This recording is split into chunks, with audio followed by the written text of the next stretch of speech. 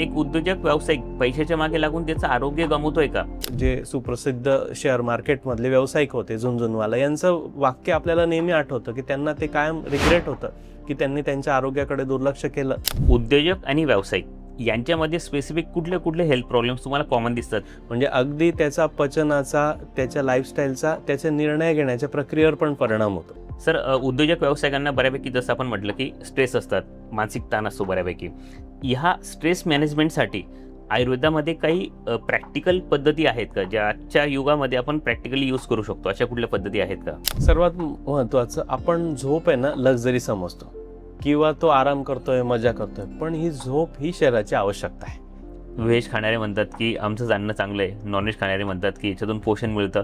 तर या दोन्ही गोष्टी काय महत्त्वाच्या आहेत? व्हेज खावं की नॉनव्हेज खावं या बाबतीत थोडंसं क्लॅरिटी द्यावी.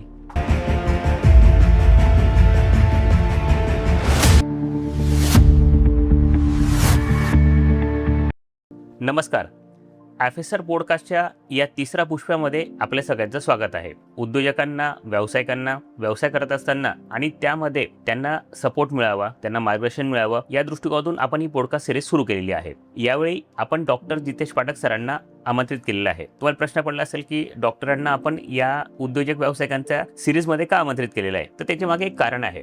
डॉक्टर जितेश पाठक सर हे 9 वर्षापासून सॅटर्डे क्लब या संस्थेचे सभासद आहेत आणि मागील 6 वर्षापासून ते त्यांच्या CST मेंबरशिपमध्ये आहेत. म्हणजे चेअरमन, सेक्रेटरी, ट्रेझरर या पदभार त्यांनी सांभाळलेला आहे. आणि या कार्यकाळामध्ये ते उद्योजक व्यावसायिकांची खूप चांगल्या पद्धतीने निगडीत राहिलेले आहेत किंवा त्यांच्या जवळ राहिलेले आहेत आणि त्यांना या सगळ्या गोष्टी त्यांनी खूप चांगल्या पद्धतीने समजून घेतलेल्या आहेत. त्यांच्या डेली रुटीन प्रॅक्टिसमध्ये बरेच उद्योजक व्यावसायिक विविध कारणासाठी त्यांच्याकडे जात असतात. त्यांना होणारे आजार, डिसिजेस यावर ते त्यांच्याकडे त्यांचे सल्ले घेत असतात, त्यांचं मार्गदर्शन घेत असतात. त्यामुळेच आपण सरांना आमंत्रित केलेले आहे की उद्योजक व्यावसायिकांना जे काही अडचणी येतात, वेगवेगळे रोग होतात आपल्या काम करण्याच्या पद्धतीमुळे, व्यवसायाच्या स्ट्रेसमुळे किंवा इतर गोष्टींमुळे, तर या सगळ्या गोष्टी डॉक्टर जितेश पाठकांकडून आपण समजून घेणार आहोत. या गोष्टी कशा टाळाव्यात, त्यावर आपली लाईफस्टाईल कशा पद्धतीने ठेवावी, या सगळ्या गोष्टी आपण सरांकडून समजून घेणार आहोत. सरांचे शिक्षण BAMS आयुर्वेदाचार्य हे झालेले असून सर मागील 16 वर्षापासून नियमित प्रॅक्टिस करत आहेत. एवढा मोठा सरांचा अनुभव आहे. तर सरांच्या या अनुभवातून आपण आज बऱ्याच काही गोष्टी समजून घेणार आहोत,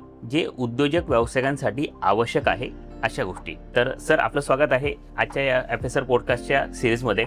आम्हाला उद्योजक व्यावसायिकांच्या बाबतीत बरेच प्रश्न आहेत की जे आम्हाला पडलेले आहेत, आपल्याकडून ते समजून घ्यायचे आहेत. सगळ्यात आधी आम्हाला आपल्या बाबतीत जाणून घ्यायचं आहे की आयुर्वेदिक किंवा आयुर्वेदाचार्य बनणं ही फील्ड तुम्ही का निवडली आणि या फील्डमध्ये येण्यामागचं आपलं कारण काय होतं? सर्वात प्रथम मी आपले आभार व्यक्त करतो की तुम्ही मला या पॉडकास्टसाठी निमंत्रित केलं आणि माझ्याविषयी आणि स्पेसिफिकली आयुर्वेद आणि आजारांविषयी आपण सर्वांना आपण सांगूयात, समजून घेऊयात याविषयी तुम्ही मला बोलवलं. त्याबद्दल मी पुन्हा एकदा धन्यवाद व्यक्त करतो. BAMS झाल्यानंतर मी आयुर्वेद प्रॅक्टिस करायला लागलो, पण BAMSला ॲडमिशन का घेतलं तर माझा मुळात MBBSला नंबर लागला नाही. ही बेसिक गोष्ट होती. आणि MBBSला नंबर लागला नाही तर सेकंड BDS, पण डेंटिस्ट प्रॅक्टिस करायची नव्हती, म्हणून मग मी BAMSला ॲडमिशन घेतलं.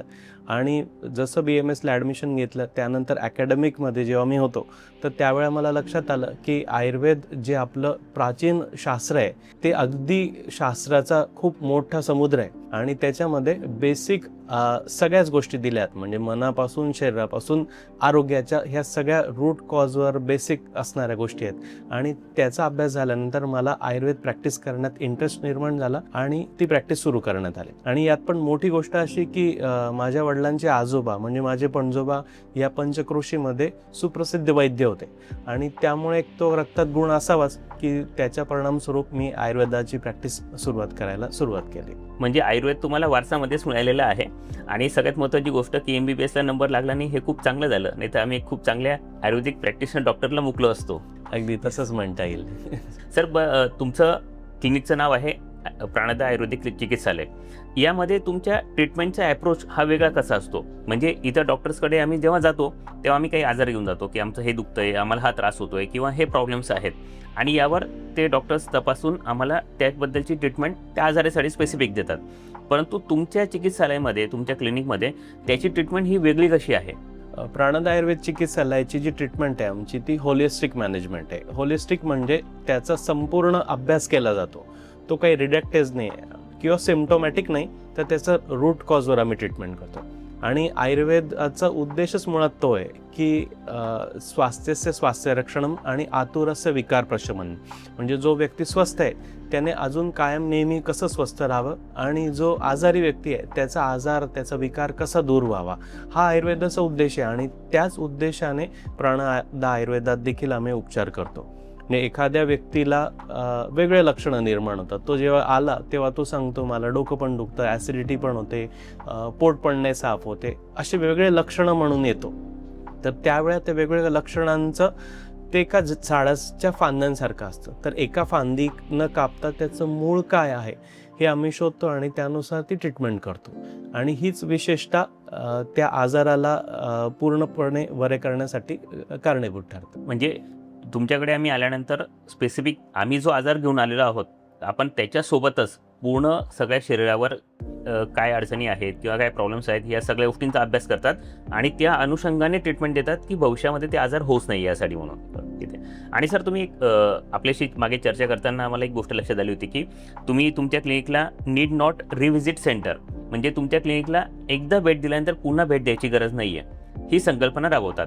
ॲक्च्युली आम्ही कुठल्याही डॉक्टरकडे गेल्यानंतर आम्हाला डॉक्टरने स्वतः तपासल्याशिवाय, त्यांच्यासोबत कन्सल्ट केल्याशिवाय किंवा त्यांनी आम्हाला तपासून इंजेक्शन दिल्याशिवाय समाधान होत नाही.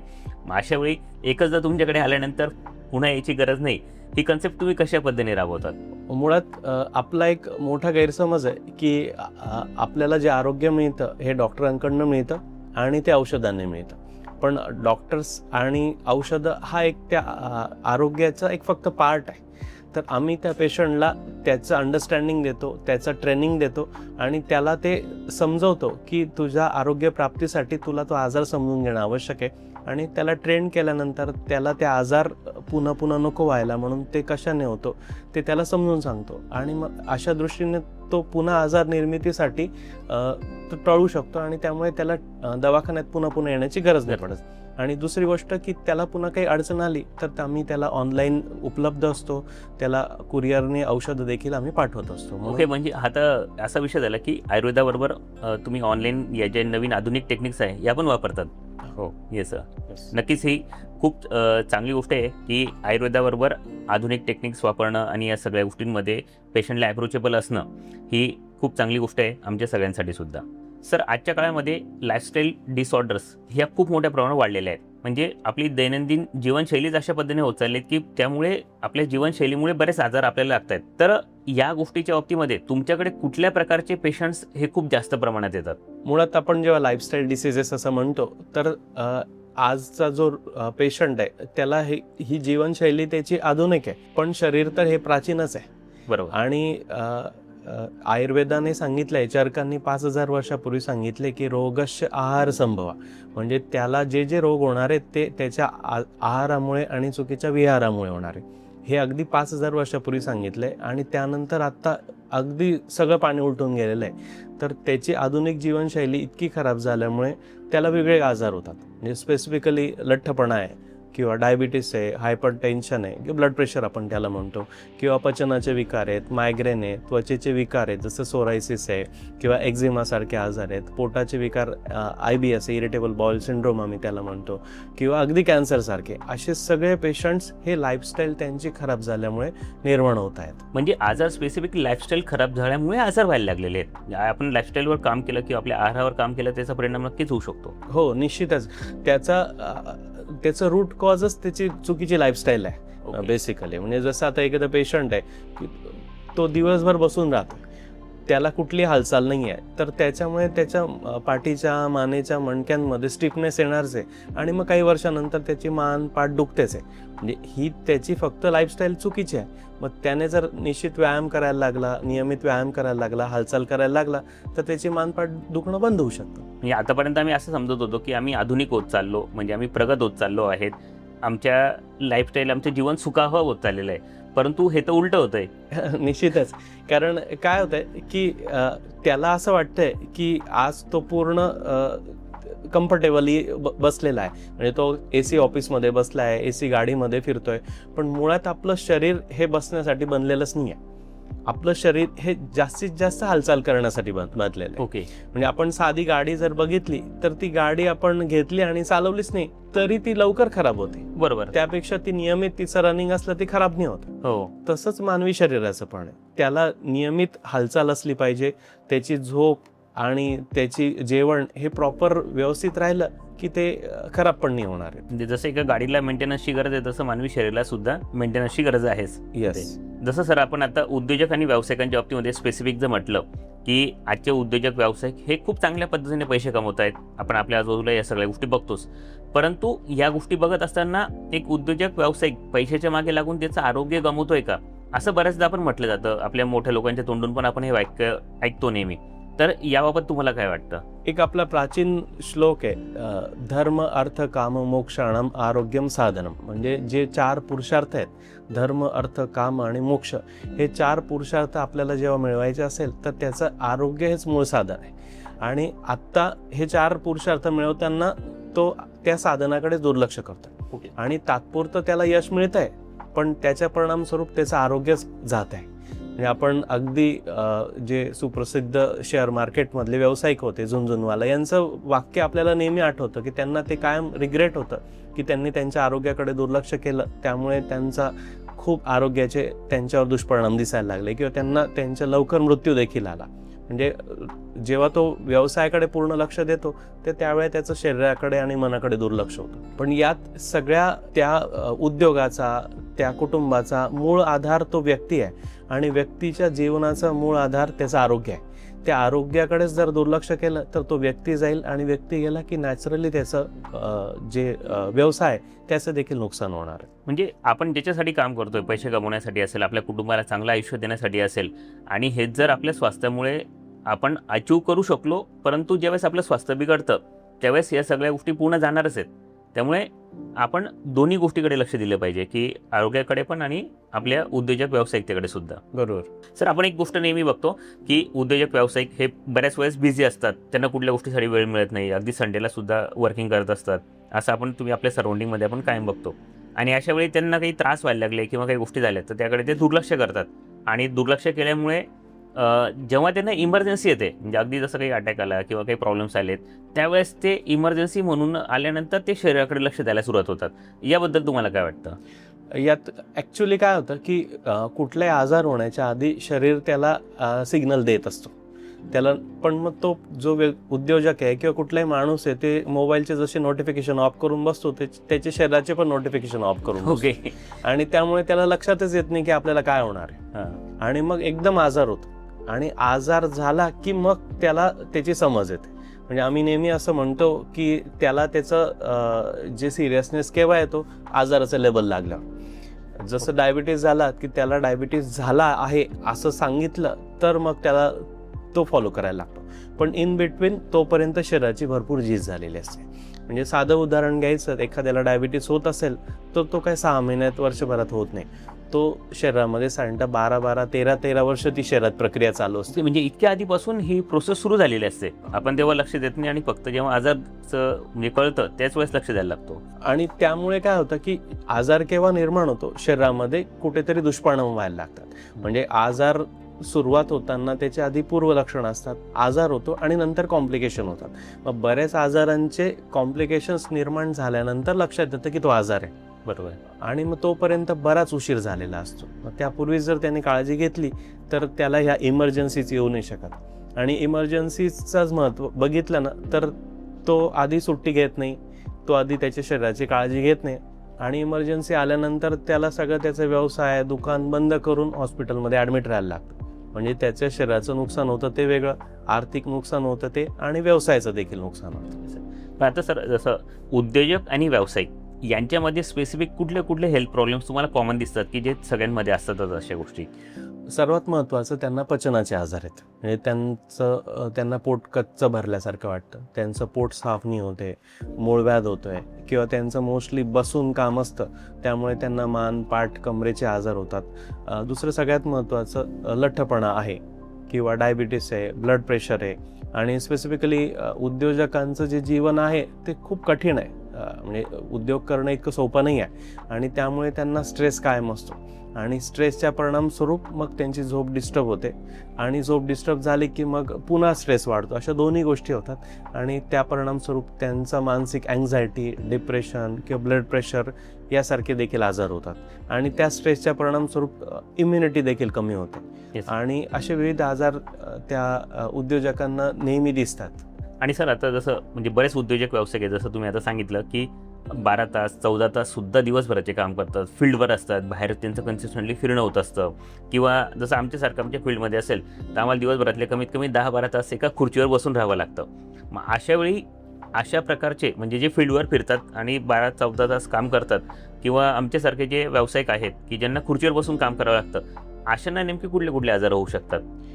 मुळात याच्यात त्यांनी काय जेवणाची काळजी घेतली नाही. म्हणजे जो अगदी बसून आहे तर त्याने हालचालच न केल्यामुळे त्याला मस्क्युलोस्केलेटल डिसीजेस होतात आणि कंटिन्यू बसलाय त्यामुळे त्याचं ब्लड सर्क्युलेशन पण नाही होत आणि ब्लड सर्क्युलेशन न झाल्यामुळे काय होतं की आपल्या शरीरामध्ये ग्लूकोज रिसेप्टर्स आहेत की हे रिसेप्टर्स काय करतात की आपली शुगर इंटेक वाढवतात आणि रक्तातली शुगर वापरली गेली की इन्सुलिन आपोआप कमी होतं आणि जर वापरलीच गेली नाही तर शरीरामध्ये इन्सुलिन नावाचा हार्मोनचा रेझिस्टन्स निर्माण होतो आणि हा इन्सुलिनचा रेझिस्टन्स मग त्यांना डायबिटीस करतो किंवा त्यांना ब्लड प्रेशर निर्माण करतो किंवा सगळ्यात महत्त्वाचं त्यांचा एजिंग इफेक्ट वाढतो. ओके. म्हणजे रक्तवाहिन्यांमध्ये ब्लॉकेजेस निर्माण होण्यापासून तर इरेक्टाईल डिस्फंक्शनपासून की त्यांची स्मरणशक्ती कमी होण्यापर्यंत अशा सगळ्या गोष्टी होतात आणि जे लोक आउटसाईड कंटिन्युअसली फिरत असतात, प्रवास करत राहतात, मग त्यांना त्यांचे जेवण वेळेवरच होत आहे. हो. आणि मग त्यांचं रात्रीचं उशिरा जेवण असतं, सकाळी उशिरा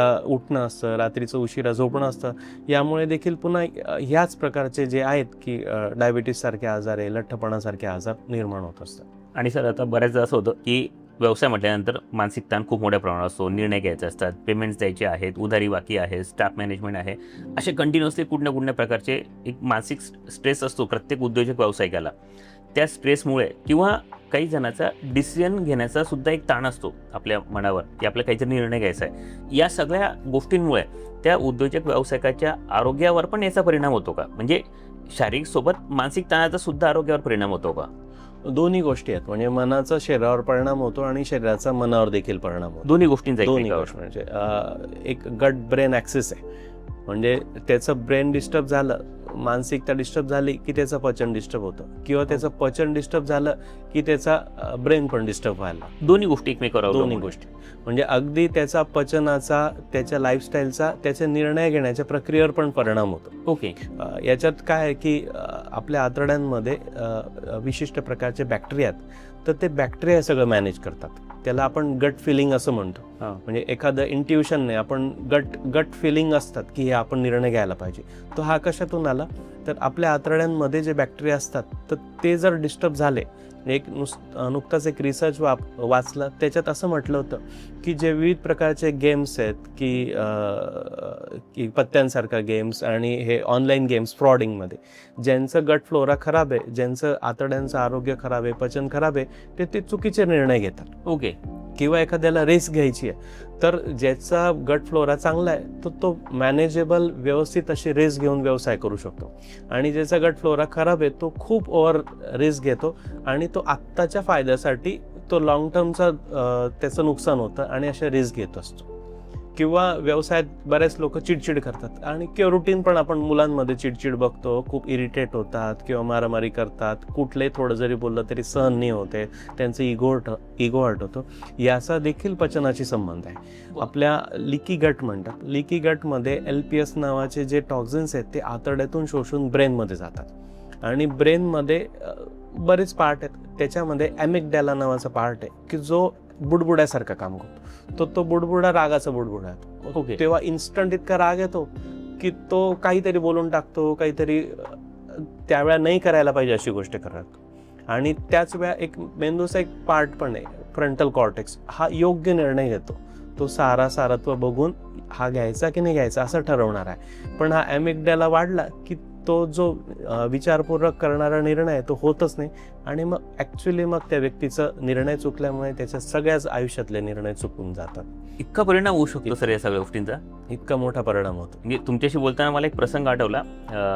शिवरायांच्या जेव्हा अफजल खानाचा वध त्यांनी केला होता त्यावेळी त्यांच्या ज्या फूडमध्ये म्हणजे त्यांच्या आचार्यांची त्यांनी कोऑर्डिनेट करून त्यांच्या फूडमध्ये थोडंसं स्पायसी पदार्थ वगैरे वाढवले होते आणि त्याचा त्यांना डिसिजन मेकिंगवर कसा परिणाम होईल, तो लवकर रागेल, चिडचिड कशी करेल, या सगळ्या गोष्टीसाठी त्यांनी त्याचंसुद्धा प्लॅनिंग केलेलं होतं.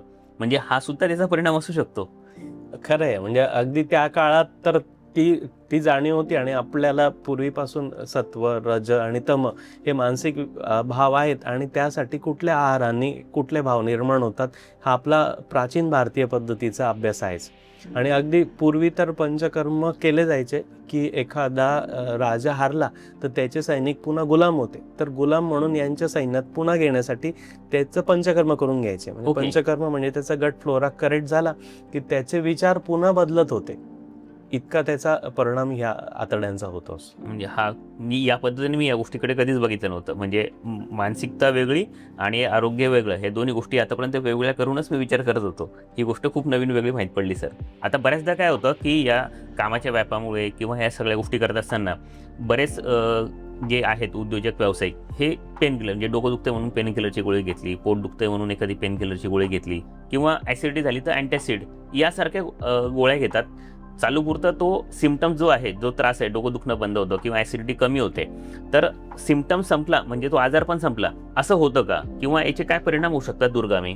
आता सिम्पल आहे की असे सिम्प्टोमॅटिक ट्रीटमेंट त्या पेशंटने घेतली तर त्याने काय होतं की आज सिम्पटम जातो, पण सिम्पटम म्हणजे तो आजार नाही आहे, त्याचं फक्त बाह्य रूप आहे. म्हणजे तुम्ही जसं म्हणता की माझं डोकं दुखत असेल तर ते फक्त डोकं दुखत नाहीये, तो वेगळा काही विषय असू शकतो. करेक्ट आहे. म्हणजे एखाद्याचं डोकं दुखतंय तर डोकं दुखण्यासाठी त्याने एखादी ॲसिक्लोफेनाक किंवा डायक्लोफेनाक गोळी घेतली तर त्याने आज डोकं दुखणं थांबतं, पण त्याचं डोकं दुखण्याचं कारण त्याचं मायग्रेन आहे की त्याची ॲसिडिटी आहे, त्याचं सायनोसायटिस आहे का, हे आपल्याला लक्षातच येत नाही आणि मग तो फक्त अशाच गोळ्या घेत जातो आणि त्या आजाराची पॅथॉलॉजी आणखी डीपर होत जाते. म्हणजे जसं एखादी गाडी आपण चोक देऊन चालवतो, म्हणजे प्रेशरने एकदम ती इंजिनवर ताण पडून चालते, ती तेवढ्या पुरताच चालते. किंवा ह्या आजारांनी बरं हे जे सिम्प्टोमॅटिक ट्रीटमेंट घेऊन कसं होतं, एखादी भिंत खूप चांगली दिसते पण तिला आतून सरदावा असेल तर काय होतं की तो कलर फक्त दिसतो चांगला आहे, पण एकदाचा कलर निघाला की लक्षात येतं अरे भिंत किती सडलेली. आणि सेम तसंच आपल्या शरीरात होतं आणि मग त्याचं मोठ्या आजारात रूपांतर झालं की मग तेव्हा रिव्हर्सल होण्याची शक्यता खूप कमी होऊन जाते. तोपर्यंत शरीराचं बरंच नुकसान झालेलं असतं. म्हणजे असे काही आजार झाले तर फक्त पेन किलर घेऊन किंवा म्हणजे ते तात्पुरते औषधं घेऊन तो विषय कधीच टाळायचा नाही. त्यासाठी प्रॉपर ट्रीटमेंट घ्यायची आणि शक्यतो प्रॉपर आयुर्वेदिकच ट्रीटमेंट घ्यायची, जेणेकरून मुळापासून तो विषय आपला क्लिअर होऊ शकतो. करेक्ट आहे सर. Yes sir. सर, उद्योजक व्यावसायिकांना बऱ्यापैकी जसं आपण म्हटलं की स्ट्रेस असतात, मानसिक ताण असतो बऱ्यापैकी. ह्या स्ट्रेस मॅनेजमेंटसाठी आयुर्वेदामध्ये काही प्रॅक्टिकल पद्धती आहेत का, ज्या आजच्या युगामध्ये आपण प्रॅक्टिकली यूज करू शकतो? अशा कुठल्या पद्धती आहेत का? आयुर्वेदाने खूप चांगल्या पद्धतीने स्ट्रेस मॅनेजमेंट सांगितलं आहे. याच्यात सगळ्यात महत्त्वाचं आपल्या जीवनाचे आरोग्याचे 3 पिलर सांगितलेले आहेत की आहार, निद्रा आणि ब्रह्मचर्य. आहार म्हणजे आपण जे काही खातो पितो, निद्रा म्हणजे जी झोप, आणि ब्रह्मचर्य म्हणजे कोड ऑफ कंडक्ट्स. ते कोड ऑफ कंडक्ट्सने आपण जोपर्यंत आपण जीवन जगतो तर नॅचरली आपला स्ट्रेस कमी होणार आहे. आणि कोड ऑफ कंडक्ट्स म्हणजे आपण जो अति लोभ करणार आहे, किंवा गीतेने सुद्धा सांगितलेलं आहे की त्रिविधम नरकस्येदम द्वारम नाशनम, म्हणजे काम, क्रोध आणि लोभ हे 3 नरकाचे द्वार आहेत. आणि ते टाळण्यासाठी आपल्या मानसिकतेत आपण बदल करायला पाहिजे. म्हणून मग त्यासाठी मेडिटेशन आहे किंवा नियमित व्यायाम आहे. आणि सगळ्यात महत्त्वाचं आपण प्रत्येक वेळा माइंडफुल असायला पाहिजे. म्हणजे वर्तमानात जेव्हा आपण असतो तर त्यावेळा जो नकळत येणारा जो स्ट्रेस आहे तो आपण स्ट्रेस टाळू शकतो. आणि स्ट्रेसचा आज आपल्याला बऱ्याच वेळा असं वाटतं की आपल्याला जो स्ट्रेस आहे तो व्यवसायाचा स्ट्रेस आहे किंवा फॅमिलीचा स्ट्रेस आहे, रिलेशनशिपचा स्ट्रेस आहे, पण हा स्ट्रेस हा नसताना पण देखील स्ट्रेस असतो. म्हणजे काय होतं की आपण बसलोय तर मोबाईल पाहतोय, मग त्या मनाला काही रिकामपणच नाही आहे. बरोबर. म्हणजे पूर्वीचे जे लोक होते, अश्मयुगान काळातील लोक, तर त्यांना ॲक्यूट स्ट्रेस असायचा. म्हणजे जेव्हा शिकार करायची असेल तेव्हा खूप फास्ट पळायचे. स्प्रिंट रनर किंवा एकदम समोर वाघ आला की त्यांना पळून जायचं असतं, म्हणजे तेवढा पुरता स्ट्रेस असायचा. तो इव्हेंट झाला की नंतर त्यांना काहीच काम नसायचं. हो. आत्ता काय होतं की उद्योजक हा 24 तास कामाला आहे. हो. म्हणजे तो रविवारी पण कामच करतो, हो. घरी असेल तरी कामच करतो, फोन असेल तरी कामच करतो, रात्री मेसेज करा, कोणाचे कॉल्स आले उत्तर द्या, कुठे गाडी पाठवलेली आहे ती रस्त्यात गाडी बंद पडली त्याचे प्रॉब्लेम्स घ्या, हे सगळं कंटिन्यू चालूच असतं अगदी. 24 तास तो त्या विचारात आहे. हो. आणि विचारात असल्यामुळे त्याच्या शरीरामध्ये जी कार्टिसॉल नावाचा जो हार्मोन आहे तो त्याचा कमी नाही होत आहे, आणि त्याचा परिणाम मग त्याच्या शरीरावर व्हायला लागतो, आणि त्याच्यामुळे त्याची इरिटेबिलिटी आणखीन वाढते, किंवा त्याचे मानसिक जे भाव आहेत ते त्याच्या जीवनाला आणखीन डिस्टर्ब करत राहतात. सर, तुम्ही आता जसं सांगितलं की मेडिटेशन आणि व्यायामामुळे या सगळ्या गोष्टी कमी करता येऊ शकतात, पण याचा खरंच जसं तुम्ही म्हटलं की सुरुवातीला की आधी ताण कमी होता आणि मनाला मोकळे पण खूप जास्त होतं, परंतु आपलं मन खूप व्यापलेलं आहे सध्याच्या काळामध्ये. अगदी झोपेमध्ये सुद्धा बऱ्याच वेळेस विचार येत असतात, हे आपण बऱ्याच वेळेस अनुभवतो. तर हे मेडिटेशन करणं किंवा व्यायाम करणं हे पुरेसं आहे का? याच्यासोबत त्याने अगदी रिकामा तरी राहावं. म्हणजे बरेच उद्योजक यांना सुट्टीच घेत नाही. हो. म्हणजे माझे मित्र आहेत ते रविवारी पण जातात. मी त्यांना म्हणतो, अरे तुम्ही एक दिवसाचा हाफ डे तरी सुट्टी घ्या. किंवा बरेच लोक काय करतात की कुठेतरी फिरायला जातात आणि तिथे गेल्यानंतर पण ते शांत बसत नाही, तिथे पण काहीतरी लेक्चर ऑर्गनाईज करतात, काहीतरी ऍक्टिव्हिटीज प्लॅन करतात, गेम प्लॅन करतात. तिथे जाऊन नुसतं रिलॅक्स व्हा ना. म्हणजे जे रिकामपण आहे ना, जे रिकामपण आपला स्ट्रेस कमी करणार आहे. म्हणजे काहीच न करणं हा एक डिटॉक्स करण्याचा प्रकार आहे ब्रेनला. ते सुद्धा महत्वाचं आहे. ते फार महत्वाचं आहे, आणि ते पण व्यावसायिकतेचा एक भाग म्हणून तो विषय करणं गरजेचं आहे. तो फार आवश्यक आहे. म्हणजे अगदी सकाळची वेळ आहे तर सकाळच्या वेळ आपण नुसतं बसूयात ना. आपण बसतच नाही, सकाळपासून आपण मोबाईल बघतो. म्हणजे एकतर त्याचं कंटिन्यू स्क्रोलिंग तरी होतं, मेंदूला रिकाम पण काही नाही. आपण जेव्हा आपल्या मागच्या पिढी बघतो, आपले वडील होते, आजोबा होते, आई होते, त्यांचं काम झाल्यानंतर बऱ्याच वेळ नुसते रिलॅक्स बसत होते. हो. आपण नुसतं चहा प्यायला सुद्धा रिलॅक्स बसत नाही, की काहीतरी चहा पिताना पण आपण काहीतरी गोष्ट करत राहतो, किंवा इन द सेन्स आपण रिकामं राहिलं तर आपण त्याला गिल्ट मानतो. तर तो गिल्ट पण नाही मानायचा आहे. हा एक आपल्या आरोग्याचाच एक सपोर्टचा पार्ट आहे. हा समजून त्याला आपण सुट्टी द्यायला पाहिजे मनाला. म्हणजे रिकाम पण काढणं किंवा थोडा वेळ फॅमिली सोबत किंवा स्वतः एकटं फिरायला जाणं हा सुद्धा आपल्या उद्योजक व्यावसायिकतेचा भाग आहे, म्हणून त्याची त्या पद्धतीने ट्रीटमेंट केली गेली पाहिजे. करेक्ट आहे. कारण बऱ्याच वेळा काय होतं की आपण पेशंट्सना सांगतो की तुम्ही प्राणायाम करा, पण त्याला नाही वाटत इंटरेस्ट, त्याला इंटरेस्टच नसतो. मग तो रिकामा तर बस, तो तेवढं तरी झालं पाहिजे. हा रिकामा बस, तू काहीच करू नको, मोबाईल नको, काहीच नको करू, काहीच नको करू. आता म्हणजे मी याच्यावरून सांगतो, माझी चूक मला यावरून कळाली. आता उद्या आणि परवा 2 दिवस काही कामानिमित्त मी मुंबईला जाणार होतो, खाजगी कामानिमित्त, आणि त्यामध्ये सुद्धा मी ट्रेन शेड्यूल मॅनेज करून तिथे एक एक्झिबिशन आहे BKCला, ते कसं अटेंड करता येईल, तिथे मला 2-3 तास तरी घालवता येतील का, या सगळ्या गोष्टी मॅनेज करून मी त्यात ते घुसवलेलंच आहे. तो आपण मागे एक व्हॉट्सअपला फेसबुकला लेख वाचलेला, फास्ट लाईफ आणि स्लो जीवन. स्लो लाईफ, आपण थोडंसं स्लो लाईफ जगूयात, की त्याने आपलं नुकसान नाही होणार आहे. आज आपल्याला तात्पुरता फायदा दिसणार आहे, पण आपण जे मॅरेथॉन्स बघतो ना, जे फास्ट रनर असतात ते जास्त नाही पळू शकत. हो. पण जे स्लो रनर आहेत तर ते स्टेडीली पूर्ण त्यांचं जे अंतिम ध्येय ते गाठू शकतात. बरोबर. आता सर, उद्योजकांमध्ये बऱ्याच वेळेस असतं की काही कामानिमित्त असेल, रात्री उशिरापर्यंत जागण्याची ती सवय असते.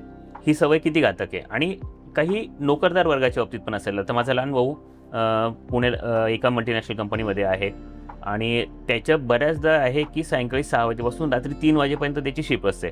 तो सकाळीच पहाटे 4-5 वाजता झोपतो. ही त्याची वर्कस्टाईल झालेली आहे. आणि बऱ्याच उद्योजक व्यावसायिकांचं पण असंच असतं, रात्री 12-1 वाजेपर्यंत त्यांना काम करावं लागतं आणि सकाळी ते 10-11 वाजता उठतात. तर हे शरीरासाठी किती घातक आहे. सर्वात महत्वाचं, आपण झोप आहे ना लक्झरी समजतो, किंवा तो आराम करतोय, मजा करतोय, पण ही झोप ही शरीराची आवश्यकता आहे. ही बेसिक नीड झालीच पाहिजे. ही बेसिक नीड आहे. म्हणजे त्याच्याशिवाय काही पर्यायच नाही. काय होतं की आपण जेव्हा लेट नाईट जागतो तर आपल्याला झोपेची गरज काय, तर आपण आपल्या ऑफिसचं उदाहरण घेऊयात. आपल्या ऑफिसमध्ये दिवसभर सगळा फाईल्स पडल्या आहेत, पसारा पडलाय, आणि अशा वेळी आपण परत दुसऱ्या दिवशी जातो तर आपला जो ऑफिसमधला अटेंडंट आहे सगळं साफ करून ठेवतो. किंवा एखादी किचन मधली स्त्री आहे तर ती स्वयंपाक करते, किचन ओट्यावर सगळा पसारा असतो, आणि मग ती परत रात्री आवरते, आणि मग सकाळी जेव्हा किचन साफ असतं, पण समजा तो पसाराच नाही आवरला आणि तसंच किचन ओट्यावर राहिलं तर दुसऱ्या दिवशी काम करता येणं शक्य आहे का? पॉसिबल नाही. तसंच आहे की मेंदूला, आपल्या शरीराला फास्ट डिसिजन घ्यायला लागतात. त्यांच्या सेल्समध्ये फटाफट गोष्टी घडतात आणि त्या पेशींमध्ये बऱ्याच डिस्टर्बन्स असतो. हा सगळा डिस्टर्बन्स हा रात्री झोपेत सेट होतो. आपल्या झोपेमध्ये एक ग्रोथ हार्मोन सिक्रेट होतो आणि एक मेलाटोनिन नावाचा हार्मोन सिक्रेट होतो. हा ज्या दिवसभरातले झालेले अपसेट आहेत त्याला सगळं सेटिंग करतो. ओके. पण जेव्हा आपण झोपतच नाही किंवा लेट झोपतो तर तो ग्रोथ हार्मोन सिक्रेट होतो. आणि सगळ्यात महत्त्वाचं काय आहे की आपल्या शरीरामध्ये एक घड्याळ आहे, बायोलॉजिकल क्लॉक आहे, त्याला सर्कॅडियन रिदम म्हणतात. हे सर्कॅडियन रिदम हे आपल्या सूर्याच्या घड्याळावर चालतं. हे आपल्या घड्याळावर चालत नाही, हे सूर्याच्या घड्याळावर चालतं. आणि ही सूर्याचा घड्याळ कसा आहे की निसर्गाचा आहे. आपण जेव्हा निसर्गात पाहतो की अंधार झाला की पक्षी झोपतात, खाणं पिणं बंद करतात आणि सकाळी 4 वाजले की पुन्हा त्यांचं चिवचिवाट सुरू होऊन जातो. तसंच आपलं पण आहे, पण आपण त्याला ओव्हरकम करतो आणि त्याच्या परिणामस्वरूप आपण विविध आजारांमध्ये जातो. याच्यात मोठा आजार काय होतो की आपल्या शरीरात आपण गाढच झोपलो नाही तर ग्रोथ हार्मोन तयार होत नाही आणि मग त्याच्यामुळे हे दिवसभरातला जो बॅकलॉग आहे शरीरातला टॉक्झिन्सचा तो तसाच साठ आणि त्या परिणामस्वरूप एक कार्टिसोल नावाचा हार्मोन सिक्रेट होतो. हा स्ट्रेस हार्मोन. मग हा कार्टिसोल आपल्याला दिवसभर दुसऱ्या दिवशी चिडचिड निर्माण करतो, इरिटॅबिलिटी असते.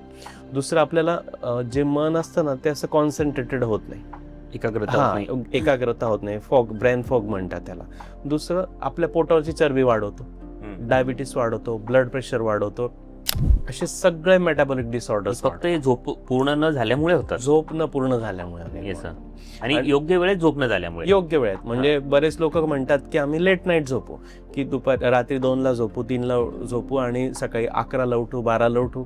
पण ती रात्रीची गाढ झोप ही रात्री 12 ते 4 या दरम्यानच आहे. ओके. मग तुम्ही जितकं लेट झोपणार तितक्या त्या गोष्टी डिस्टर्ब व्हायला लागतात. याला एक सिंपल उदाहरण जर म्हटलं ना तर आपण पोल्ट्री फार्मचं बुक घेऊया. जी गावराणी कोंबडी असते की अंधार झाला की ती झोपते, काहीच खात पित नाही. आणि जीच पोल्ट्री फार्मची कोंबडी तिला लाईट्स लावलेल्या असतात, त्याच्यामुळे तिचं फिडिंग रात्रभर चालू असतं. ओके. आणि त्यांना समजतच नाही रात्र दिवस समजत नाही, त्याच्यामुळे त्यांचं भरकन वजन वाढतं. पोल्ट्रीचा उद्देशच आहे की त्या कोंबड्यांचं वजन वाढलं पाहिजे. पण त्यांची इम्युनिटी एवढी कमी असते, अगदी कुत्रे जरी भुंकले खूप जोरात तरी त्यातल्या 5-6 कोंबड्या मरून जातात. ओके. म्हणजे त्या ऑलरेडी डिसीज कोंबड्या असतात, कारण त्यांची लाईफस्टाईल ही खराब झाली असते, ते निसर्गाच्या विरुद्ध करतात.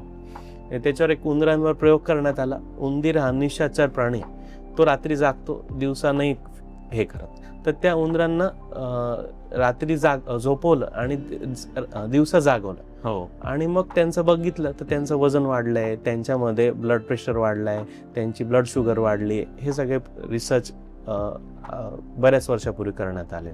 जर तुम्ही म्हणजे पोल्ट्रीचा उल्लेख केला म्हणून तो एक थोडा प्रश्न ऍड करतो यामध्ये, की अशा पद्धतीच्या ज्या पोल्ट्री फार्ममध्ये वाढवलेल्या ज्या कोंबड्या आहेत, आता बरेच जण ते चिकन, मटन वगैरे या सगळ्या गोष्टी खातात, तर त्या व्यक्तीच्या आरोग्यावर पण याचा परिणाम होतो का?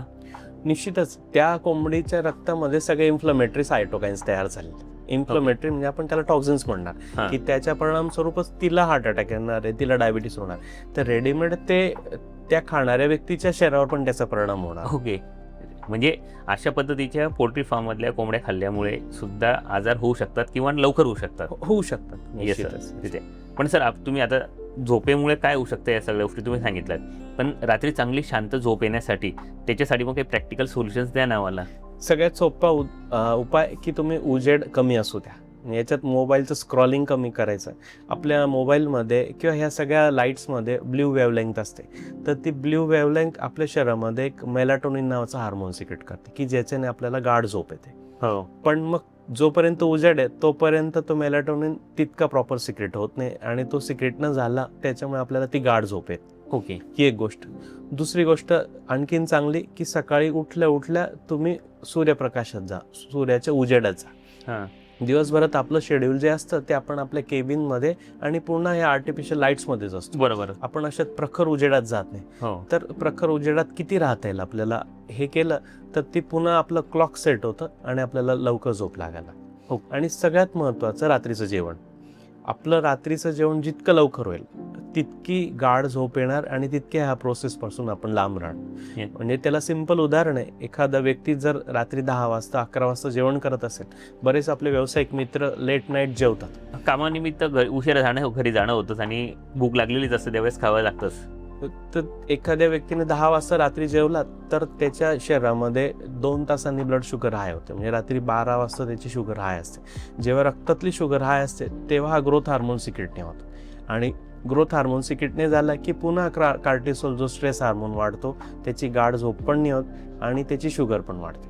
म्हणजे रात्रीची झोप ही त्याच्या आरामासाठी आहे, पण तो झोपून जातो पण त्याच्या शरीराला काम लावून जातो की ते अन्न पचवायला. बरोबर. पण त्या उलट त्याने 8 वाजता जेवला, 7 वाजता जेवला तर रात्री 11 वाजेपर्यंत त्याचं पोटातलं अन्न बऱ्यापैकी पुढे सरकलेलं असतं. रक्तातली शुगर पण ड्रॉप झाली असते. रक्तातली शुगर ड्रॉप सोबत इन्सुलिन पण ड्रॉप होतो आणि मग त्याचे जे सगळे झोपेचे हार्मोन आहेत हे सगळे वेळेनुसार सिक्रेट होतात आणि त्याला गाढ झोप व्हायला मदत होते. म्हणजे रात्री जेवणामध्ये आणि झोपेमध्ये किती वेळेचं अंतर असलं पाहिजे? साधारणतः मिनिमम 3 तासाचं अंतर असायला पाहिजे. पण लोक याच्यावरच सांगतात की आम्ही 10ला जेवतो आणि मग 1ला झोपतो. हां, तसं करणं चुकीचं ते पण चुकीचं. तुम्ही 8 वाजेच्या आत जेवण करा. काय प्रॅक्टिकली शक्य आहे ते बघा. हो, कारण यात हे सगळे एक्सक्युजेस दिले जातात की नाही आमचा तर व्यवसायच आहे, आमचं तर हे शक्यच आहे. पण आपण जेव्हा सगळ्यात मोठी कम्युनिटी व्यवसायातली जैन कम्युनिटी बघितलं तर ते सूर्यास्ताच्या आत जेवतात. हो, म्हणजे त्यांचा किती मोठा व्यवसाय आहे. हो. कारण याच्यात सगळ्यात महत्वाचं वेळ कमी हा महत्वाचा पार्ट नाही आहे, तर प्रायोरिटी आपण कशाला देतो ते आपल्या लाईफस्टाईलचा पार्ट असू शकतो. हो, आपण प्रायोरिटी आपल्या आरोग्याला दिली तर नॅचरली आपल्या लाईफस्टाईल मधले सगळे घटक आपण मॅनेज करू शकतो. Yes sir. उद्योजक व्यावसायिकांसाठी त्यांची डेली रुटीन म्हणजे दिनचर्या कशा पद्धतीने असली पाहिजे याच्या बाबतीत तुम्ही काही आदर्श डेली रुटीन सांगू शकतात का? विशेषतः मॉर्निंग रुटीनच्या बाबतीमध्ये काही? सर्वात प्रथम आयुर्वेदाने किंवा आपल्या भारतीय शास्त्राने सांगितले की ब्राह्ममुहूर्त उठायला पाहिजे. पण ब्राह्ममुहूर्त प्रत्येकाला उठता जाईल असं नाही होतं. ते त्याची झोप पूर्ण झाल्यावर त्याने उठायला पाहिजे. यात चूक अशी घडली जाते बऱ्याच वेळा की रात्री तो उशिरा झोपलाय, रात्री 1ला झोपलाय, 2ला झोपलाय, पण सकाळी व्यवसायासाठी जायचंय, व्यायामासाठी जायचंय म्हणून तो लवकर 6लाच उठतो, 5लाच उठतो. हा त्याच्या मनाचा आग्रही स्वभाव असतो, पण त्याचे नकळत शरीरावर दुष्परिणाम होतात. तसंही व्हायला नको. हो, तसंही व्हायला नको. कारण काय होतं की त्याची झोप पूर्ण नाही होते. ठीक आहे, तो उशिरा झोपलाय पण मग त्याची झोप कंप्लीट होणं आवश्यक आहे आणि प्रत्येकाची झोप ही वेगळी आहे. म्हणजे कोणाला 7 तास लागते, कोणाला 8 तास लागते. पण उद्योजकाचा आग्रही स्वभाव असला की तो लवकर उठतो आणि लवकर उठला की मग झोपच पूर्ण नाही झाली, त्याच्या शरीराची झीज भरून निघत नाही. आपण बऱ्याच वेळा हे प्रसंग बघतो की एखाद्याला तो रेग्युलर व्यायाम करतोय, जिममध्ये जातोय, सगळं डाएट फॉलो करतोय, पण तरी त्याला जिममध्ये हार्ट अटॅक येतो. आपलं एक काहीतरी साऊथ इंडियन सिनेमामधला एक कोणी ऍक्टर होते त्याच्या हो, तसं झालंय. किंवा आपण विविध डॉक्टर्स बघतो, सायकलिस्ट आहेत, ते रेग्युलर व्यायाम करतायत, रेग्युलर डाएट पण फॉलो करतायत, त्यांचं सगळं हेल्दी लाईफस्टाईल आहे, पण तरी असे इव्हेंट होऊ शकतात. ते याचं मुख्य कारण हे पण आहे की ते झोप पुरेशी घेत नाही. ओके. कारण झोप पुरेशी घेतली तर त्याच्या शरीराचा जो ब्रेकडाऊन होत आहे तो ब्रेकडाऊन मसलचा, सेल्सचा हा स्टॉप केला जाईल आणि त्याची शरीराची झीज भरली की हे इव्हेंट आपण टाळू शकतो. सगळ्यात महत्त्वाचं म्हणजे एखाद्या वेळेस सकाळी रात्री उशिरा झोपलो आणि सकाळी आपल्याला काही व्यायामासाठी उठलं नाही किंवा एखाद्या दिवशी आपण ब्रेक घेतला तरी तो विषय चालू शकतो, पण आधी झोप पूर्ण करणं महत्त्वाचं आहे. आमच्याकडे एक पेशंट यायचा, तो वजन कमी करण्यासाठी असंच सकाळी लवकर उठायचा, पण त्याचं वजनच नाही कमी व्हायचं. मग आम्ही त्याची रुटीन लाईफस्टाईल घेत सगळं अभ्यास केला तर तो 5लाच उठायचा आणि रोज रात्री 1ला झोपायचा. त्याला सांगितलं की तू 5ला अजिबात उठू नको, तू सकाळी 7ला उठ. तुला वाटतं ना जेव्हा झोप पूर्ण झाली तेव्हा उठ आणि मग व्यायामाला जा. तसं करताच त्याचं वजन कमी व्हायला सुरुवात झाली. आणि ही एक गोष्ट झोपेची. दुसरी गोष्ट की त्याने नाश्ता करायचा का. रुटीन फॉलो काय होतं की सकाळ झाली की त्याने ब्रेकफास्ट करायचा. तर ब्रेकफास्ट सगळ्यांनीच करण्याची गरज नाही. ज्याला खरंच भूक लागली आहे त्याने ब्रेकफास्ट करायचं. मुळात ब्रेकफास्टचं नावच आहे की त्याचा फास्ट ब्रेक झाला पाहिजे.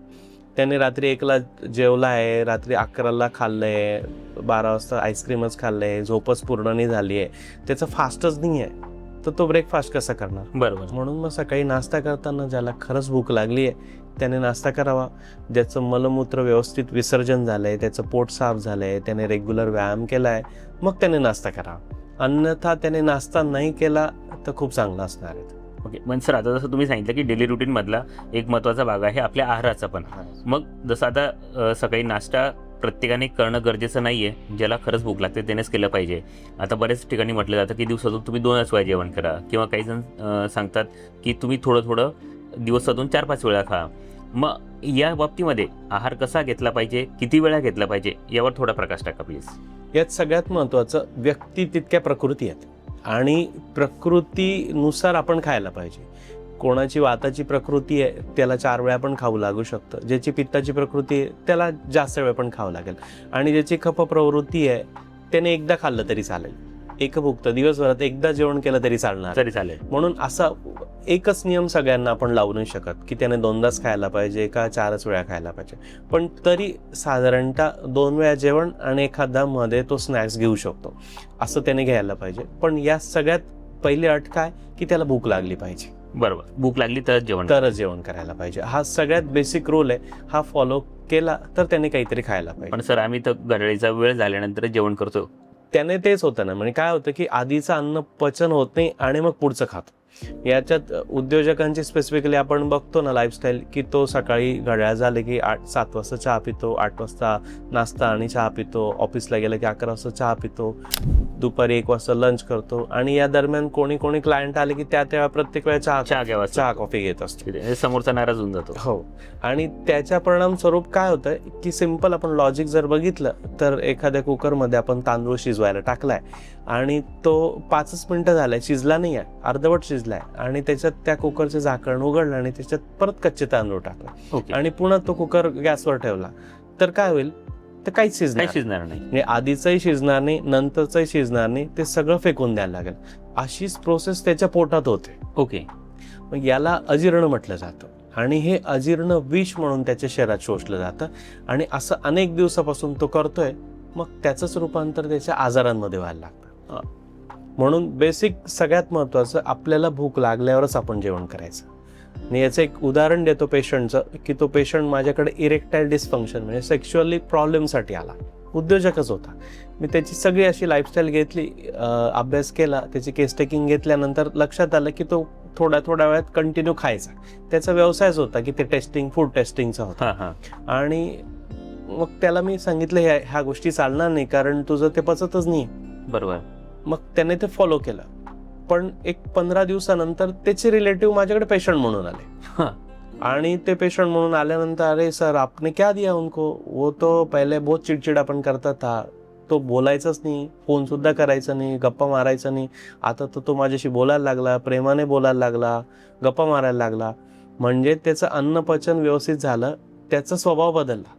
म्हणजे त्याला कोणाशी बोलावंसं वाटायचं नाही, तो आता बोलायला लागला. बापरे. कारण ह्या पचन प्रक्रिया सुधारली आणि त्याचा गट ब्रेन ऍक्सेस करेक्ट झाला, आणि मेंदूतले सगळे पॉझिटिव्ह हार्मोन सिक्रेट व्हायला लागले. बऱ्याच वेळा अशा व्यक्तीला आपण एक तो चिडचिडच स्वभावाचा आहे, त्याचा स्वभाव तसा आहे म्हणून आपण त्याला सोडून देतो, परंतु ऍक्च्युली तो त्याच्या म्हणजे आरोग्याचा किंवा शरीराचे प्रॉब्लेम्स असू शकतात ते गोष्टी. करेक्ट आहे. आणि याच्यात एक सेरोटोनिन नावाचा हार्मोन आहे ज्याला हॅपी हार्मोन म्हणतात. त्यातला 85% पार्ट हा आपल्या आतड्यांमध्ये असतो, की ज्याच्याने आपल्याला आनंद होतो. म्हणजे आपण बऱ्याच वेळा बघतो की एखाद दिवशी आपला मूड चांगला असतो, एखाद दिवशी मूडच खराब असतो. आपण एखाद दिवशी झोपच नाही झाली तरी मूड खराब होतो, किंवा आपण हॉटेलचं जेवण करून आलं तर दुसऱ्या दिवशी आपल्याला अस्वस्थ वाटतं किंवा मूड खराब होतो. ह्या सगळ्या आपल्या पचन प्रक्रियेमध्ये हे गट बॅक्टेरिया डिस्टर्ब होतात. ओके. आपल्या शरीरात किती बॅक्टेरिया आहेत, तर 3 ट्रिलियन बॅक्टेरिया. म्हणजे आपल्या शरीरात एकूण जेवढ्या आपल्या शरीराचे जीन्स आहेत त्याच्या 10 पटीने बॅक्टेरियाचे जीन्स आहेत आपल्या शरीरात. बापरे. आणि हे सगळे अन्नावर यांचं पोषण होतं, किंवा अन्न ते पचन करतात, आणि याचा एकमेकांशी संबंध आहे. आणि ते अन्नच डिस्टर्ब झालं की ते बॅक्टेरिया डिस्टर्ब होतात, बॅक्टेरिया डिस्टर्ब झाले की आपल्या शरीरापासून मनापासून सगळ्यावर त्याचा परिणाम व्हायला. आणि सर आता तुम्ही बोलताना सांगितलं की हॉटेलिंग केल्यानंतर बऱ्याच काही गोष्टी होतात, तर आता बऱ्याच घरांमध्ये ती सवय झालेली आहे की घरात आठवड्यातून फक्त 4-5 दिवस घरी स्वयंपाक होतो, शनिवार रविवार तर मोस्टली बाहेरच जेवण होतं, किंवा प्रेफरन्स केला जातो की बाहेरच जेवलं पाहिजे, फास्ट फूड मागवलं जातं, स्विगी झोमॅटोवरून आता आम्ही फूड मागून घरी खाल्लं जातं, किंवा या सगळ्या गोष्टी होत असतात.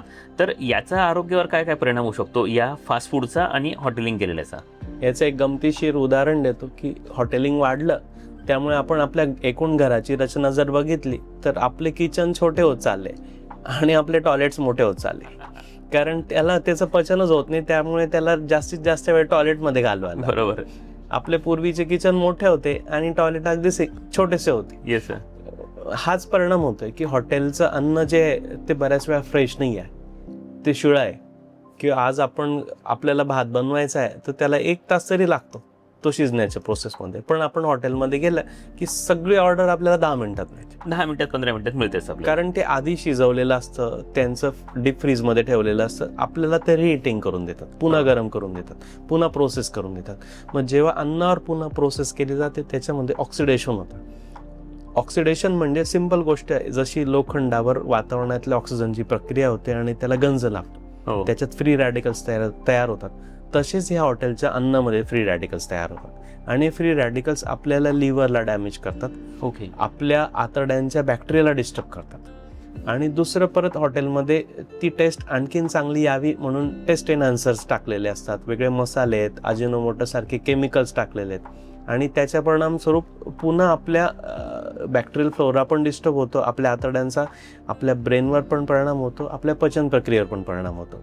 आणि पुन्हा जेव्हा रिहीटिंग केलं जातं त्याच्यामध्ये ॲडव्हान्स ग्लायसेशन एंड प्रॉडक्ट्स तयार होतात, त्याला एज म्हणतात. हे एज आपल्या लिव्हरला डॅमेज करतात.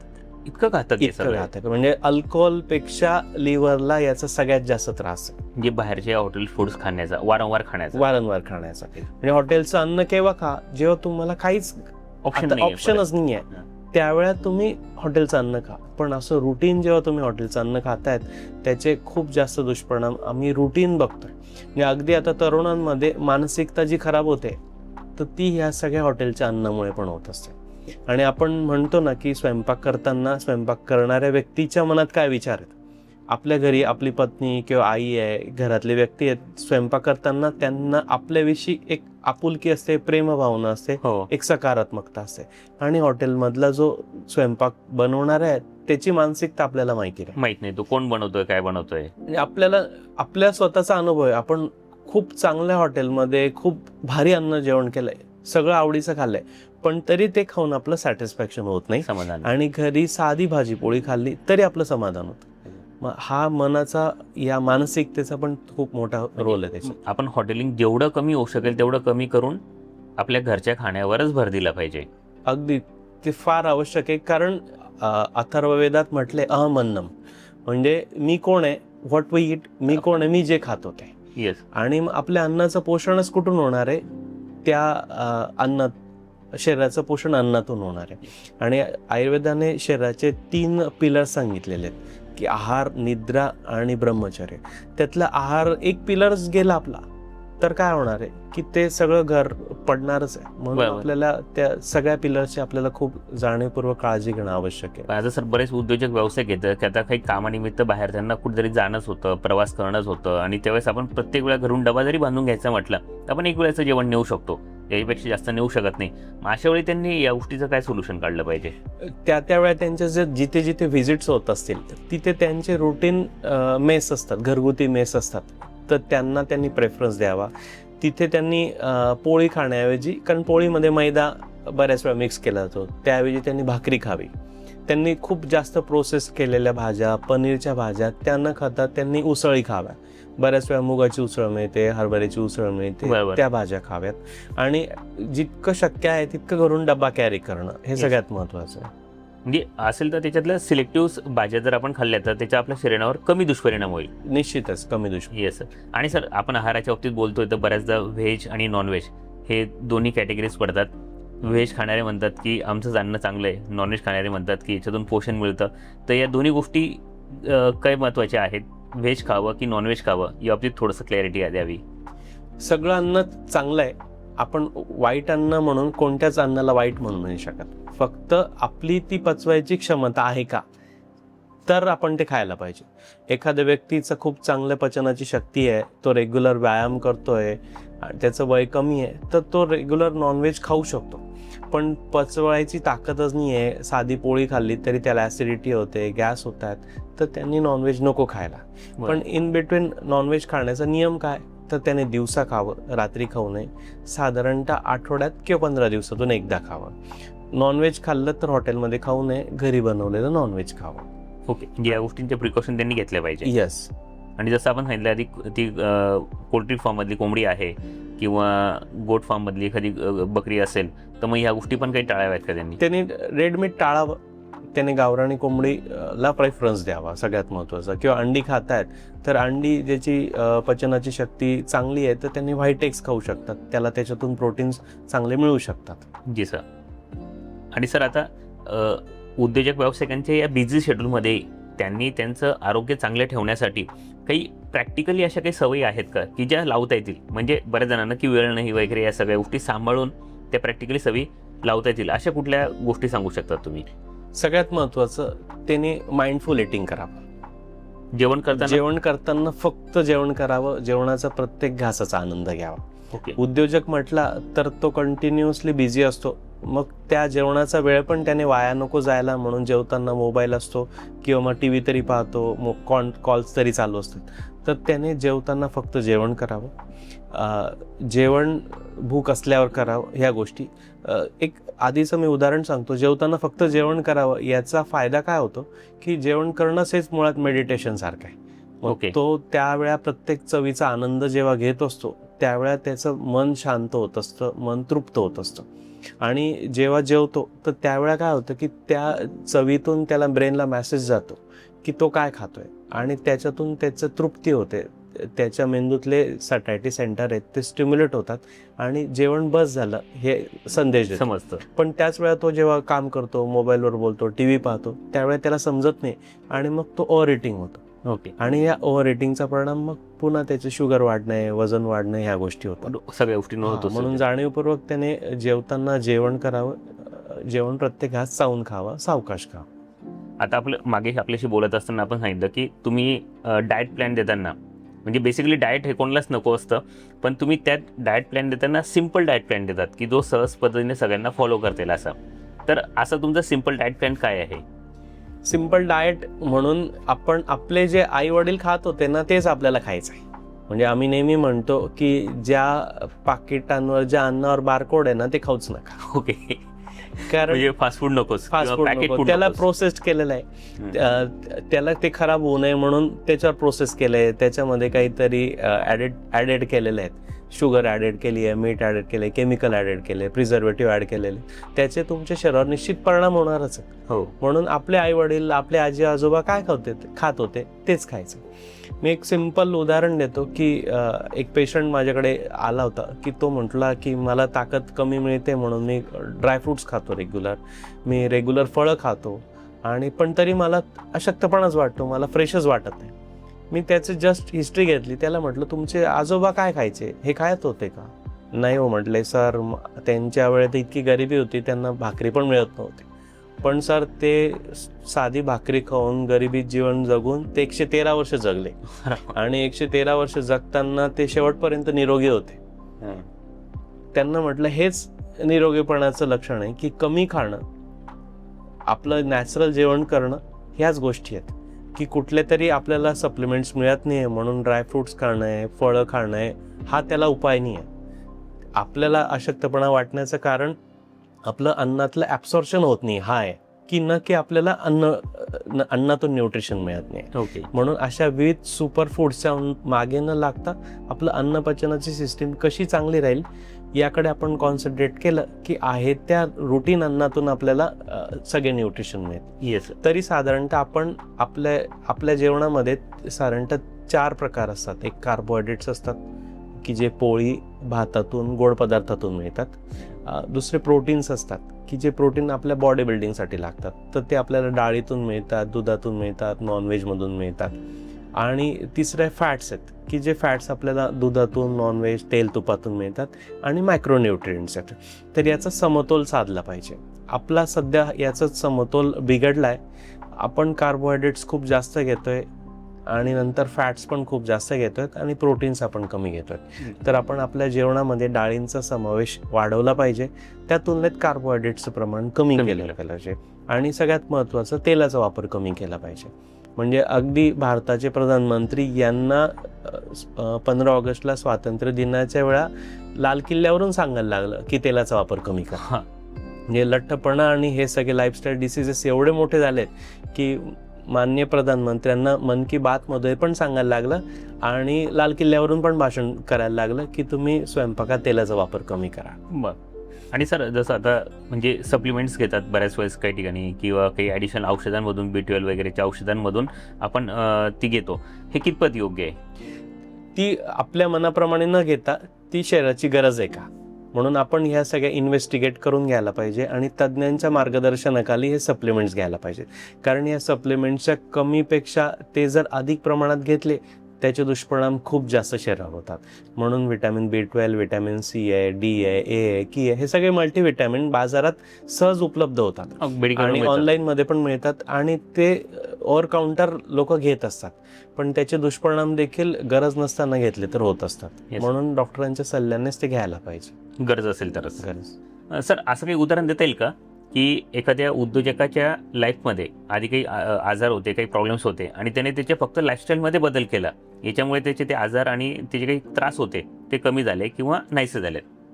असे खूप सारे रेग्युलर पेशंट्स येतात आणि आम्ही जेव्हा त्याला ह्या गोष्टीत बदल करायला सांगतो की त्याचे खूप पॉझिटिव्ह परिणाम दिसायला लागतात. आता रिसेंटली एक पेशंट आलेला की तो असंच खूप घाईत जेवण करायचा, जेवताना त्याचं जेवणाकडे लक्ष नसायचं, भूक नसताना खायचा आणि याच्या परिणामस्वरूप त्याचा व्यवसायावर परिणाम व्हायला लागला. म्हणजे त्याला रेग्युलर मायग्रेन व्हायला लागलं, त्याला कायम असं वाटायचं की आपलं पोट गच्च भरलंय, आपल्याला जेवायचंच नाही आहे, पण तरी तो हॉटेलिंग करायचा आणि त्याच्यामुळे त्याचं स्वतःचं स्टॅमिना पण कमी झाला होता.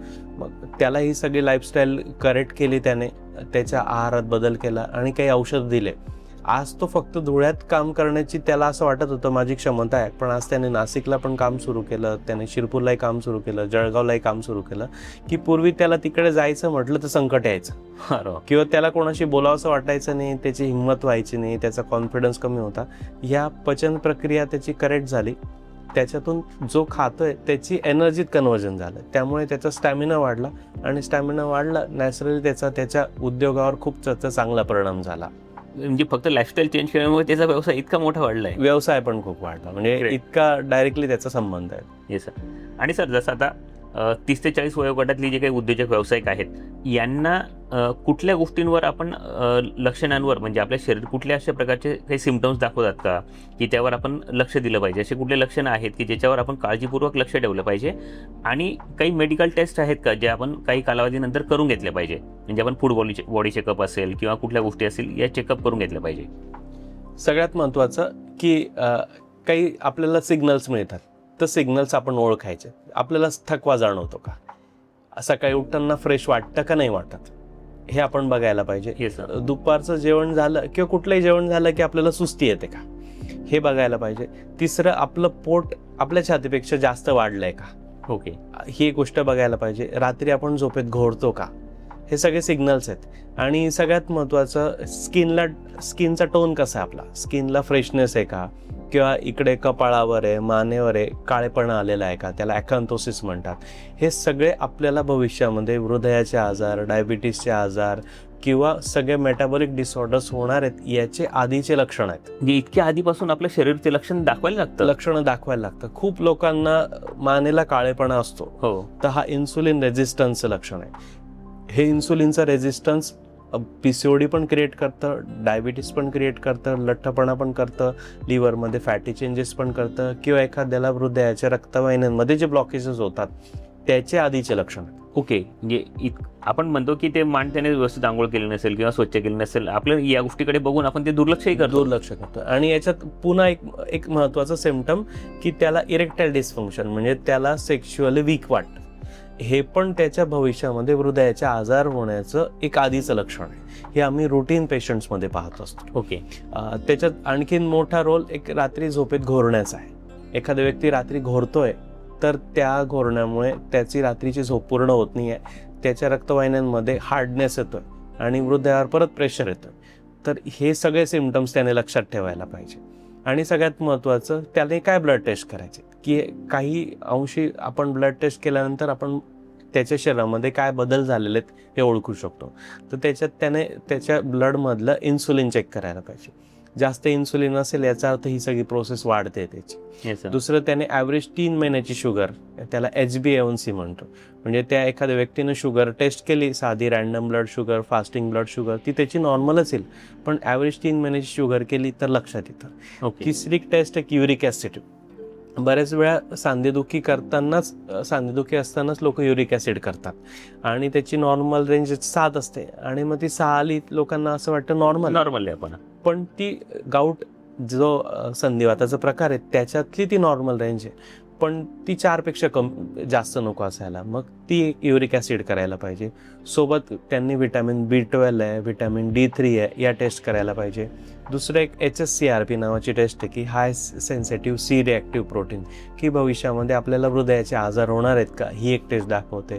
सोबत एक होमोसिस्टिन नावाची टेस्ट आहे, एक ॲपोलायपोप्रोटीन A, ॲपोलायपोप्रोटीन B आहे. ह्या टेस्ट आहेत, लिव्हरच्या फंक्शन टेस्ट आहेत.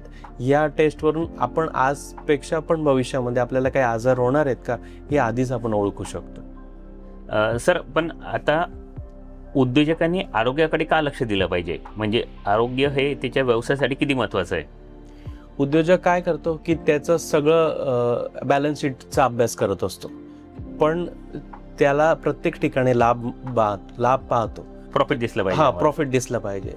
पण सगळ्यात मोठं प्रॉफिट काय, तर महाभारतामध्ये यक्षाने जेव्हा युधिष्ठिरांना प्रश्न विचारला की लाभानाम श्रेष्ठम काय, तर त्यांनी सांगितलं लाभानाम श्रेष्ठम आरोग्य. म्हणजे सगळ्या प्रॉफिटमधला सगळ्यात बेनिफिशियल काय आहे, तर आपलं आरोग्य आहे. ओके. आणि ते आरोग्यच त्या व्यक्तीला धारण करत असतं. आणि आपल्याला स्वामी विवेकानंदांचा कोट देखील माहिती आहे की wealth is lost, nothing is lost, पण health is lost, something is lost. आणि पुढचं विवेक स्वामीजी म्हणतात की character is lost, everything is lost. म्हणजे हा लॉस आणि प्रॉफिटचं गणित बघणाऱ्या व्यावसायिकाला हे फार महत्वाचं आहे की त्याने आरोग्याकडे लक्ष देणं आवश्यक आहे. Yes sir. सर, आपण एक रॅपिड फायर राऊंड घेऊयात, की ज्यामध्ये अगदी शॉर्टमध्ये आपण एका प्रश्नावर की एका शब्दात दिलं किंवा एका वाक्यात दिलं तरी चालणार आहे. आयुर्वेदाबद्दलचा सर्वात मोठा गैरसमज कोणता? आयुर्वेद स्लो ट्रीटमेंट काम करतं आणि आयुर्वेदाचे दुष्परिणाम नाही आहेत. ओके. जे आयुर्वेदाचे दुष्परिणाम आहेत. पहिली गोष्ट, आयुर्वेद खूप चांगल्या पद्धतीने फास्ट काम करतं. रिसेंटली कालच एक पेशंट आला, त्याला परवा रात्री औषध दिलं किडनी स्टोनसाठी, सकाळी त्याचा किडनी स्टोन बाहेर पडला. दुसऱ्या दिवशी सकाळीच. किंवा आम्ही वजन कमी करण्यासाठी ट्रीटमेंट देतो, पहिल्या 6 दिवसामध्ये 4 ते 5 किलो देखील वजन कमी होतं. म्हणजे आयुर्वेद ट्रीटमेंट ही फास्ट देखील काम करते, पण स्लो ट्रीटमेंट का काम करते, कारण ती रूट कॉजवर काम करते, ती सिम्पटम्सवर काम नाही करत. Yes sir. ही एक गोष्ट. आणि दुसरी गोष्ट, आयुर्वेदाचे दुष्परिणाम आहेत, आयुर्वेद औषधांचे दुष्परिणाम आहेत. आज प्रत्येक व्यक्ती आयुर्वेद औषधं ओव्हर द काउंटर घेत असतो. तो आवळा चूर्ण तरी खातो, त्रिफळा चूर्ण तरी खातो, गुळ वेळचा रस तरी पितो, पण हे लक्षात घ्यायला पाहिजे हे मेडिसिन आहे आणि त्याला मेडिसिन म्हणून शरीर पाहतं आणि त्याच्या शरीरावर त्याचे दुष्परिणाम होत असतात. म्हणून कुठल्याही आयुर्वेदिक डॉक्टरच्या सल्ल्याशिवाय तुम्ही स्वतःहून कुठल्या आयुर्वेदिक औषधं नको घ्यायला. डाएट की एक्सरसाइज काय जास्त महत्त्वाचं आहे? दोन्ही महत्त्वाचे आहेत, पण एक्सरसाइज खूप केला म्हणजे डाएट काही घेतलं आणि डाएट केलेलं जे आपण चुकीचं डाएट केलेलं पाप आहे ते एक्सरसाइजने आपण भरून काढू असं होत नाही. म्हणून डाएट फर्स्ट आहे आणि त्याच्यानंतर एक्सरसाइज. हेल्थ की वेल्थ, आधी कोण?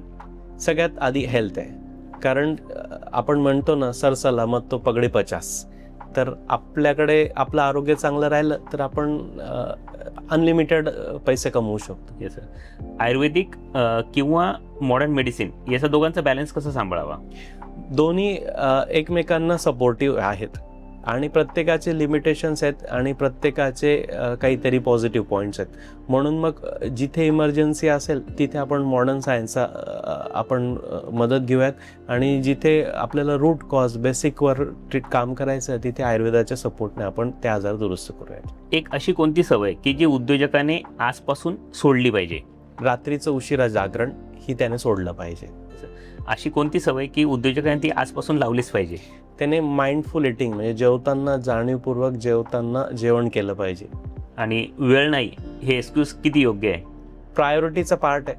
आपलं प्रायोरिटी आपण कशाला देतोय, तर आपण लॉंग टर्मचं जेव्हा बघतो तर आपलं आरोग्य हे आपण प्रायोरिटी ठेवलं की वेळ हा एक्सक्यूज म्हणून काही राहत नाही. Yes sir. सर, आता तुमच्या बाबतीत आम्हाला काही गोष्टी जाणून घ्यायच्या आहेत की जसं तुम्ही स्वतःचं क्लिनिक सांभाळतात, या सगळ्या गोष्टी करतात, शिवाय सोशल वर्क काही ॲक्टिव्हिटीज संस्थांची पण आपण निगडीत आहात. सॅटर्डे क्लबमध्ये गेल्या 6 वर्षापासून आपण लिडरशिपमध्ये होतात. तर या सगळ्या गोष्टी करत असताना तुमचं clinic, social work, Saturday club आणि स्वतःची पर्सनल रुटीन, यामधली तुमची पर्सनल रुटीन काय आहे ते आम्हाला जाणून घ्यायला आवडेल सर. पर्सनल रुटीन, मुळात आम्ही जेव्हा आयुर्वेद अभ्यासतो तर तेव्हा आम्हाला रोज हे जाणवतं की अरे लोकांनी या चुका केल्या, आपण नाही करायला पाहिजे. म्हणून रुटीनली सकाळी लवकर उठणं, व्यायाम करणं, वेळेवर जेवण आणि भूक नसताना जेवणच न करणं हे आम्ही नित्यनियमाने पाळतोच. रात्री जितकं शक्य आहे तितकं लवकर झोपण्याचा प्रयत्न करतो आणि दिवसा पण जितकं ॲक्टिव्ह राहण्याचा प्रयत्न करतो. तर त्यामुळे आरोग्य चांगलं राहण्यासाठी मदत मिळते. Yes sir. जे उद्योजक आणि व्यावसायिक अजूनही आरोग्याकडे दुर्लक्ष करतायत त्यांना तुम्ही काय संदेश द्याल? आज ही वेळ गेलेली नाही आहे, त्याच्यामुळे आपल्या शरीराकडे, आपल्या मनाकडे लक्ष देण्याची सगळ्यात महत्त्वाची गोष्ट आहे. आणि आपण एक संस्कृतातला श्लोक ऐकला आहे, शनैर्पंथा शनैर्कंथा. म्हणजे कुठेही आपल्याला फास्ट चालून उपयोग नाही होत. आपल्याला पैसे देखील फास्ट कमवण्यासाठी तो रिस्की मार्ग आहे, शॉर्टकट कुठे नाही. तसं आरोग्यासाठी कुठेही शॉर्टकट नाही आहे. त्याच्यासाठी आपल्याला मेहनत करायची आहे आणि त्याच्यात आरोग्य मिळण्यामागे, आजार दुरुस्त करण्यामागे कुठेही मॅजिक नाही आहे. तर ते डे बाय डे इम्प्रूव्हमेंट करत आपण त्याच्यात जायचं आहे. जे आरोग्य सांभाळलं पाहिजे आणि व्यवसाय पण सांभाळला व्यवसाय. पाहिजे. सर, आता तुमच्याकडे, आता हा पॉडकास्ट नंतर बऱ्याच जणांना तुमच्याकडे जर अप्रोच करायचं असेल कन्सल्टेशनसाठी, तर जे इतर जिल्ह्यांमध्ये किंवा इतर ठिकाणी, महाराष्ट्रातल्या इतर ठिकाणचे आहेत उद्योजक व्यावसायिक, यांना तुमच्याकडून काही सल्ला हवे असेल तर ऑनलाईन कन्सल्टेशन फॅसिलिटी अवेलेबल आहे का? हो, ऑनलाईन कन्सल्टेशन आमच्याकडे, म्हणजे आता माझ्याकडे धुळ्यातले जेवढे पेशंट्स आहेत त्याच्यापेक्षा जास्त पेशंट माझ्याकडे पुण्याचे आहेत, मुंबईचे आहेत आणि नाशिकचे देखील आहेत. म्हणजे माझी नाशिकची व्हिजिट मी बंद केली कारण ऑनलाईन ह्या सगळ्या गोष्टी मला मॅनेज होऊ शकतात. त्यामुळे मला तुम्ही व्हॉट्सअपला मेसेज करा, फोन करा, अपॉइंटमेंट घ्या आणि मग आपण ऑनलाईन कन्सल्टेशन करू शकतो. Yes sir. जितेश पाठक सरांकडे जर तुम्हाला काही कन्सल्टेशन घ्यायचं असेल किंवा त्यांच्याकडे ट्रीटमेंटसाठी जायचं असेल तर खाली डिस्क्रिप्शन बॉक्समध्ये सरांचा कॉन्टॅक्ट नंबर, त्यांच्या क्लिनिकचा ॲड्रेस, या सगळ्या गोष्टी उपलब्ध आहेत.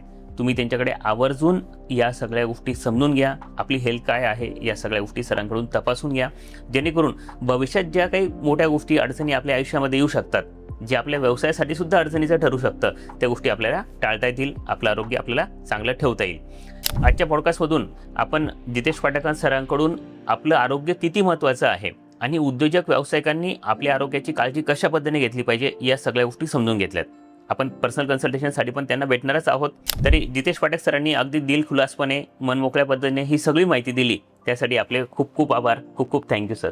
धन्यवाद. तुम्ही मला आजच्या पॉडकास्टला बोलवलं आणि आयुर्वेदाविषयी मला अवेअरनेस निर्माण करता आला, त्याबद्दल आपले मनापासून मी धन्यवाद व्यक्त करतो. Thank you so much. आणि एक महत्त्वाची गोष्ट, जर आपल्याकडे काही वर्कशॉप किंवा सेमिनारसाठी पण जितेश पाठक सरांना जर अप्रोच करायचं असेल तर त्यासाठी सर मार्गदर्शन करू शकतील. त्यासाठी त्यांचा वेळ आधी घेणं आवश्यक आहे. त्यासाठी डिस्क्रिप्शन बॉक्समध्ये दिलेल्या कॉन्टॅक्ट नंबरवर तुम्ही त्यांच्याशी संपर्क करू शकतात. आजच्या पॉडकास्टमध्ये एवढंच. पुन्हा एकदा नवीन पॉडकास्टमध्ये एका नवीन गेस्टसोबत भेटूयात. धन्यवाद.